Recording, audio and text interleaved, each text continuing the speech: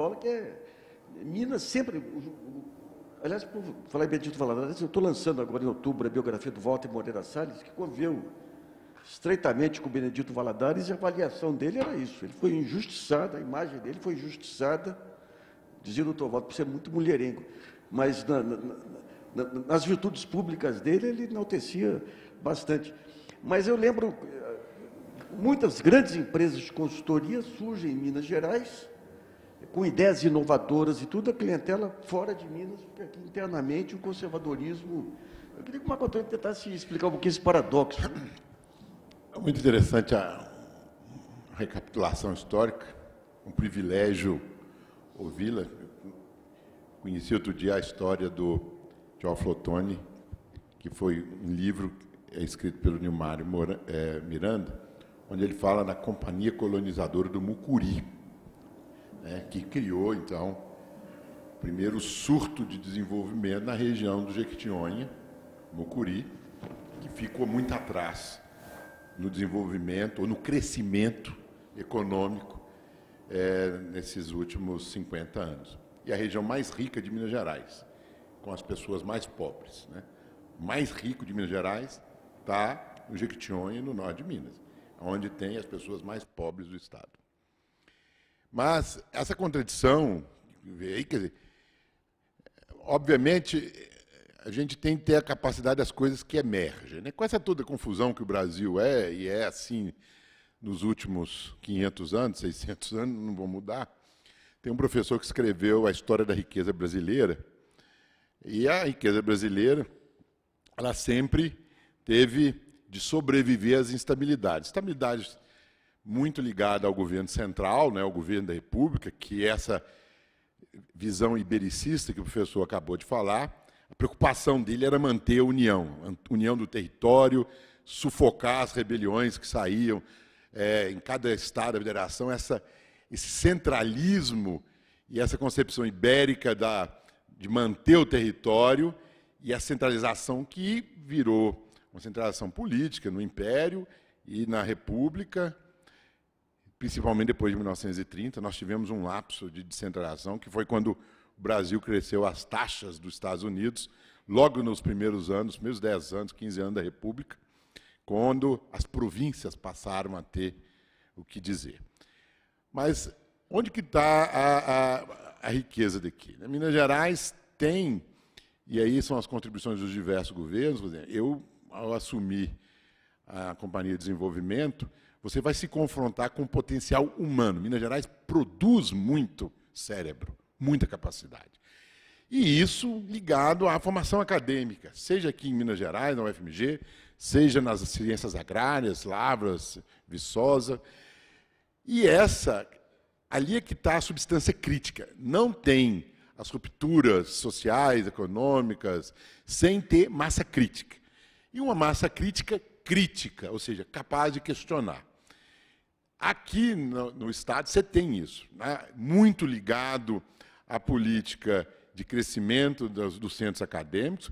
Minas Gerais e a UFMG produziu áreas de excelência, muita excelência e desarticulada. Tem um professor lá, que é o Virgílio Almeida, ele fez uma figura que, para mim, marcou. Nós produzimos muito cérebro, células cerebrais de altíssima performance, mas nós somos um zero à esquerda para a produção de sinapses, né? Quer dizer, não existe desenvolvimento intelectual só com o tamanho e o peso da célula cerebral. A sinapse é essencial. Saiu um livro recentemente que chama A Estranha Ordem das Coisas, do Antônio Damasio, que é um médico, sei lá, neurocientista, que explica muita coisa que acontece no cérebro, né? Nós temos a dificuldade, é uma dificuldade cultural, social. Nós temos dificuldade de fazer sinapses, nós temos dificuldade de correlacionar, relacionar, intercambiar.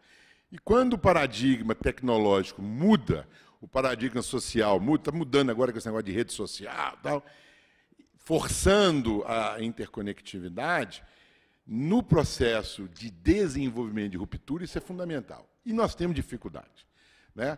A universidade, produz centros de excelência na área de biotecnologia, são 132 empresas que nasceram de dentro dela.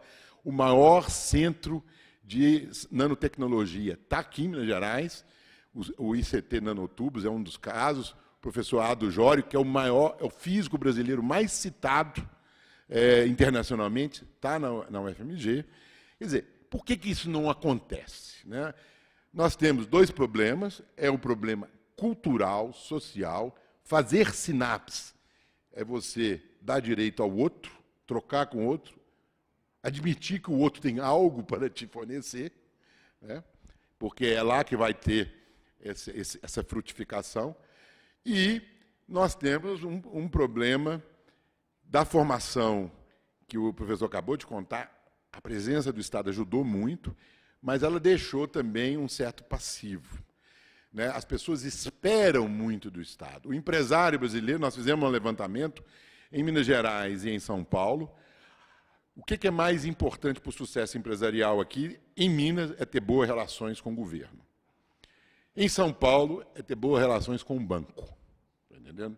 Estou falando sério, e não é gozação. Foi levantado, fizemos esse levantamento para produzir, porque nós tentamos, e deu errado, de investir num banco de investimento, um banco que ia investir nas empresas. Minas Gerais não tem acesso ao capital. Tivemos, na década de 60, todo o capital financeiro foi para São Paulo. Minas Gerais tem potencial, mas não tem recurso financeiro. O empresário aqui desconta duplicata.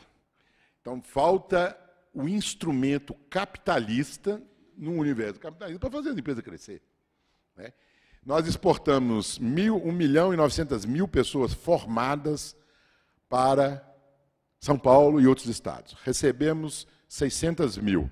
Temos 1.300.000, um déficit de gente que estuda, forma, vira doutor e vai para São Paulo. São Paulo recebeu 9 milhões de pessoas formadas no Brasil inteiro para trabalhar lá, gente escolarizada, com ensino médio ou superior. E cedeu para os outros estados da federação apenas 800.000. Então, você tem esse problema da dificuldade, o centro econômico atraindo as forças, desempregando aqui o que a gente forma. Então, essas iniciativas que a gente procura de criar as sementes é para evitar que a água as leve para São Paulo. Plantar alguma coisa aqui, porque senão ela vai embora. E algumas são resistentes, por exemplo, na área de startups, né? Nós temos aqui uma cultura que ficou fruto da UFMG, toda a parte de aplicativos, que está aqui em Belo Horizonte. Nós estamos tentando segurar esse pessoal. O que falta? Falta instrumentos capitalistas. Isso falta instrumentos capitalistas para a economia mineira. O Estado sozinho não vai conseguir.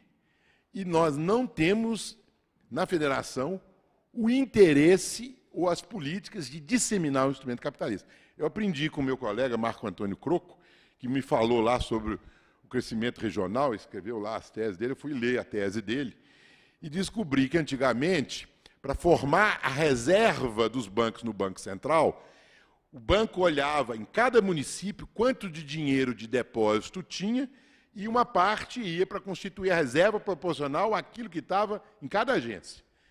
Houve uma reforma, não sei, acho que em 1990, não, agora considera-se o dinheiro total do banco e não daquela agência. Resultado, o banco tira dinheiro do Nordeste para depositar em São Paulo, para São Paulo, então, fazer o recolhimento da reserva financeira. E isso empobreceu demais as regiões do Estado de Minas Gerais e do Brasil de maneira geral. Não tem dinheiro, não tem banco, não tem crédito. Ninguém consegue. Você vai lá em Uberaba, lá não tem banco, não tem crédito e tem empresa. Então, isso é um problema estrutural de Minas Gerais. Falta recurso de acesso ao mercado de capitais, sem a qual nós não vamos conseguir.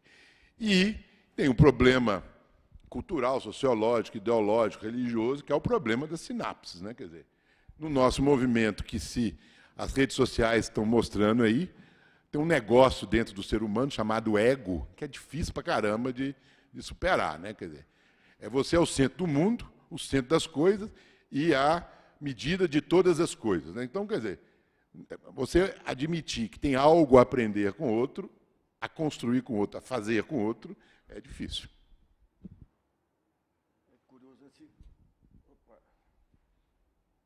Alô, alô. A questão da cafeicultura em São Paulo também, ela permitiu também esse empreendedorismo. Se a gente for olhar hoje os chamados paulistas quatrocentões, no fundo eram mineiros, Junqueira, Carvalho, todo aquele Ribeiro, que vão para o sul de Minas, do sul de Minas vão para Ribeirão, vão para São Carlos, vão para o Vale do Iguaçu, até chegar em São Paulo. E é gozado porque Minas tinha alguns aspectos aí da cultura, da afetividade mineira, que sempre foram valores, aqueles valores que vão além do PIB aí, né? Inclusive essa ligação com a cultura mineira. Os grandes homens públicos que passaram pelo país, que eu conheço, Luiz Pimenta, Camilo Pena e outros, eles tinham essa característica de entender o Juscelino com a visão internacionalista dele, mas com o pé fincado aí na cultura mineira, né? Mas na hora da transformação em negócio, realmente ambiente de negócio, você esbarrou em tudo. Agora, esse ponto que o Castelo Branco coloca aí da questão do modelo bancário é um outro. Essa concentração bancária aí, ela acabou criando um polo de poder que transcende o Estado, né? Porque o Estado, de uma maneira geral, o papel do Estado, como já foi bem colocado aqui, é de ver os desequilíbrios regionais e econômicos e atuar. O papel do banco, não, é maximizar o lucro. Então, ele vai ser sempre concentrador. E nós estamos numa era de predomínio financeiro que nenhum governo pós-1990 superou, né? É interessante, só para pegar um pouco esse discurso paulista do que é bom para o... Isso é algo que São Paulo desenvolve também desde Campos Sales lá atrás. Aí. Todo gasto que é feito para garantir o desenvolvimento de São Paulo é visto como benefício nacional. Recentemente, houve um estudo no Instituto Joaquim Nabuco, da Fundação Joaquim Nabuco, lá em Pernambuco, sobre o custo das políticas de sustentação do café. Batia em centenas de vezes o que era gasto para o desenvolvimento de Nordeste e tudo mais. Mas todo gasto que era feito fora de São Paulo era visto como prejuízo, como desperdício. E essa herança se mantém até hoje, né? Até hoje. Quer dizer, essa busca do eficientismo, que até batendo muito com o que o professor coloca, a diferença entre desenvolvimento e PIB aí, o eficientismo é uma maneira de você conseguir maior eficiência em cada núcleo e perder a eficiência geral. Que é mais ou menos o que vai ocorrer aí com o setor elétrico se essa reforma do Temer aí passar, né? Eu tenho uma empresa, a Eletrobras, que pode ser mais eficiente sendo privada. Daí você descontrata toda a energia dela, tira todo o papel institucional de regulação do mercado, e você tem uma empresa que pode gerar mais lucros e dividendos e, ao mesmo tempo, distribuir prejuízos ou aumento de custos para o país inteiro, né?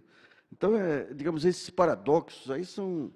Mas, realmente, essa centralização, quando a gente fala em centralização e em federalismo, nós sempre pensamos em Estado, mas a questão financeira acabou levando a esse problema hoje de uma centralização muito maior. Nós vamos abrir um pouquinho, uns 10 minutos para perguntas, se os senhores tiverem alguma questão. Tem um microfone aí também para levar. Se alguém tiver alguma questão, é só levantar a mão, que as moças...